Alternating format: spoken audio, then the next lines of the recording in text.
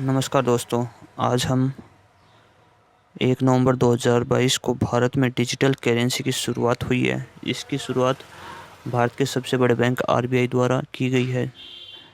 RBI ने 9 बैंकों को कहा है, एसबीआई जिसमें सम्मिलित है, यूनियन बैंक ऑफ इंडिया आपका सम्मिलित है, आईसीआईसी बैंक आपका सम्मिलित है, एचडीएफसी बैंक आपका सम्मिलित है, कोटक महिंद्रा बैंक आपका सम्मिलित है, यस बैंक आपका सम्मिलित है और आईडीएफसी बैंक और एचएसबीसी को पायलट प्रोजेक्ट के तहत इस क्रिप्टो करेंसी के रूप में आपको सम्मिलित किया है।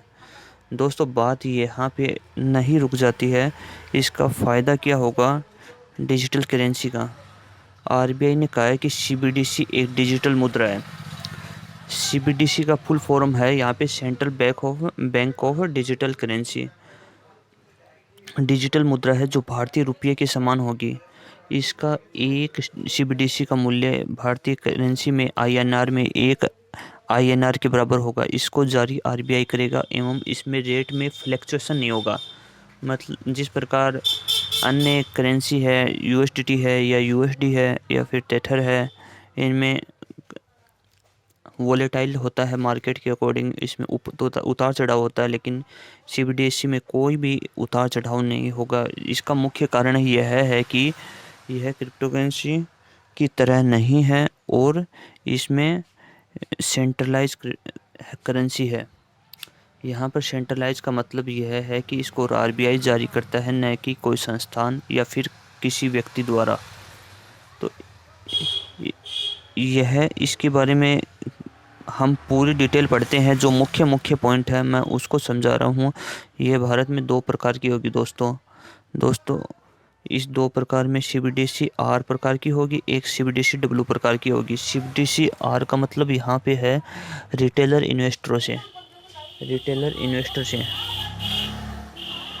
और जबकि सीबीडीसी डब्ल्यू का मतलब है होलसेल से। यहाँ पर होलसेल का मतलब लिया गया फाइनेंस संस्थान से। दोस्तों, फाइनेंस संस्थान वह हैं जैसे बड़ी संस्थाएं, जैसे सेबी हुई, अपनी कॉल हुई, गेट हुई या फिर एनसीडीएक्स हो। ये फाइनेंस संस्थान में आती है। ये वित्तीय संस्थाएं जैसे एचडीएफसी बैंक है, वित्तीय संस्थान में आती है। ये होलसेल प्रकार की इन क्रिप्टो करेंसी को जारी होंगी सीबीडीसी डब्ल्यू।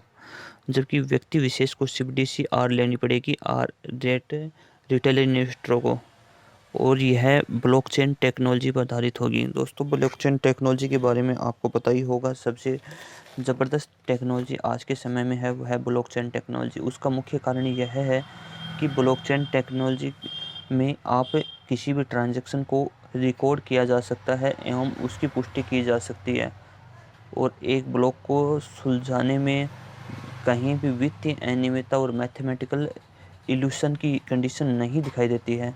इसलिए काफ़ी अच्छी टेक्नोलॉजी है। इसलिए भारतीय वित्त मंत्री है जो निर्मला सीतारमण जी, उन्होंने आज से पहले जो बजट जारी हुआ था मार्च 2021 में, उसमें साफ कहा था कि crypto currency is not legal tender in India. तो वहाँ पे ये कहा था कि हम भारत में एक डिजिटल करेंसी की शुरुआत करनी जाएगी। आज 6 मंथ बाद में इस वाक्य को मोहर लग चुकी है भारत में कि डिजिटल करेंसी काफ़ी इम्पोर्टेंट है भारतीय अर्थव्यवस्था के लिए। और इसमें फ़ायदा यह होगा कि डिजिटल करेंसी में सबसे बड़ा फ़ायदा तो सरकार को यह है कि जैसे नोट छापते हैं तो नोट में छापने में काफ़ी पैसे खर्च होते हैं। आपको पता है दोस्तों, चाहे 2000 का नोट छापो, चाहे 500 का नोट छापो, या फिर 10 रुपये, 5 रुपये या 10-20 रुपये, तो उनमें खर्च होते हैं लगभग 4788 करोड़ रुपए वित्तीय वर्ष पीरियड में खर्च हुए हैं। ये डाटा लीगल डाटा है दोस्तों, इसमें कुछ भी किंतु परंतु नहीं है। और ट्रांजैक्शन कॉस्ट काफ़ी महंगी पड़ती है। जो ऑफलाइन डाटा कागज़ होते हैं उसमें ट्रांजैक्शन कॉस्ट इसलिए महंगी पड़ती है, एक तो उनको छापने का खर्चा, फिर उसमें कुछ नोट कट जाते हैं, फट जाते हैं, या फिर रद्द हो जाते हैं, निरस्त कर दिया जाता है उनको, तो उनमें काफ़ी कॉस्ट लगती है दोस्तों। तो ये तो हुई बात इसकी। इसके संबंध में दोस्तों बात ये है कि ये यहाँ से इसकी शुरुआत हो चुकी थी जब वित्त मंत्री ने 2021 में बोल दिया था कि हम एक क्रिप्टो करेंसी संबंधित रेगुलेशन लाएंगे। तब ही इस पोस्ट की अहमियत बढ़ गई थी कि भारत एक डिजिटल करेंसी लागू करने वाला है। तो यह एक क्रिप्टो करेंसी मत मानना इसको। इसके बारे में से मैं थोड़ा बहुत और बता देता हूँ दोस्तों आपको, जिससे इसके संबंध में कोई भी सुझाव मांगे या फिर किसी भी प्रकार का होमवर्क करने की ज़रूरत नहीं है। ये केंद्रीय रिजर्व बैंक ने शुक्रवार को 7 अक्टूबर 2022 को डिजिटल रुपए पर कॉन्सेप्ट नोट जारी किया था। 2022 में 7 अक्टूबर को बैंक पिछले कई महीनों से केंद्रीय बैंक की ओर से समर्थित डिजिटल करेंसी की तर्ज पर डिजिटल रुपए के फ्रेमवर्क को लेकर काम कर रहा था। आज सेंट्रल बैंक ने बताया कि वो जल्द ही ई रुपये पर पायलट प्रोजेक्ट लॉन्च करने वाला है। यह पायलट प्रोजेक्ट इस डिजिटल रुपये के कुछ खास इस्तेमाल के लिए शुरू किया गया था। ऐसे पायलट प्रोजेक्ट का स्कोप जैसे जैसे बढ़ेगा, आरबीआई डिजिटल रुपये के स्पेसिफिक फीचर और बेनिफिट को लेकर जानकारी देता रहेगा। इस साल के बजट में आधिकारिक घोषणा हुई थी कि आरबीआई इस फाइनेंशियल ईयर में ब्लॉकचेन और ऐसी टेक्नोलॉजी का इस्तेमाल करते हुए सीबीडीसी इंट्रोड्यूस करेगा। डिजिटल करेंसी की दुनिया में यह आरबीआई का बड़ा कदम है। क्रिप्टो करेंसी को टैक्सेशन के दायरे में ला जाने के बाद वर्चुअल करेंसी को दुनिया में आरबीआई अपना विकल्प पेश कर रही है। देखो, काफ़ी अच्छी बात कही है, आप ही को काफ़ी अच्छी तरह से समझना चाहिए। आपको वीडियो को 2 से 4 बार देखना, उससे आपको काफ़ी अच्छी नॉलेज मिलेगी। बहुत अच्छा काम का टॉपिक है। हमारे यहाँ पे शोरगुल ज़्यादा रहता है क्योंकि हम इंडस्ट्रियल एरिया है। तो ई रुपये पे क्या कुछ कहा आरबीआई ने, ये देखने वाली है। कॉन्सेप्ट में बताया गया कि आरबीआई पिछले कुछ टाइम से, ये बात मैंने बता चुकी पहले, तो इसका कहने का कोई मतलब नहीं है। तो आरबीआई का कहना है सीबीडीसी भी लीगल टेंडर की तरह है जिसे सेंट्रल बैंक डिजिटल फॉर्म में जारी करेगा। यह सोवरन पेपर करेंसी की तरह होगा। सोवरन पेपर करेंसी क्या होती है? जैसे गोल्ड में पोस्ट ऑफिस के थ्रू नहीं खुलता क्या खाता, जिसको गोल्ड लेना हो या फिर अन्य किसी प्रकार का व्यापार करना हो।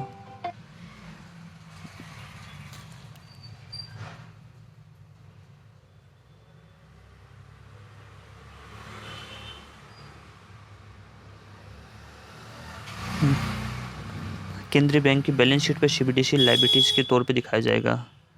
ये बात भी सही है।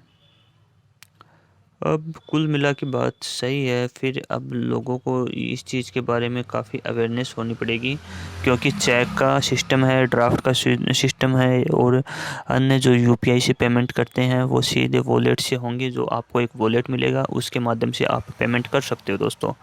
ये काफ़ी अच्छी बात है क्योंकि देश में टेक्नोलॉजी की बहुत ज़रूरत है, और देश में जितना ज़्यादा इनोवेशन होता है उतना ही देश के लिए काफ़ी अच्छा होता है। युवाओं के लिए आवश्यकता होती है, किसी चीज़ के लिए आवश्यकता होती है, और राष्ट्र भी यही कहता है कि इनोवेशन होना चाहिए। जब भी टेक्नोलॉजी का युग है, हम पीछे क्यों रहे हैं, जब इसे अपनानी चाहिए। लेकिन क्रिप्टो करेंसी के बारे में अफवाह ज़्यादा काफ़ी की गई है। अपना कहा गया है कि crypto currency is not legal tender. तो क्रिप्टो करेंसी लीगल टेंडर तो नहीं है, लेकिन आप उसमें व्यापार करने की छूट दे सकते हो।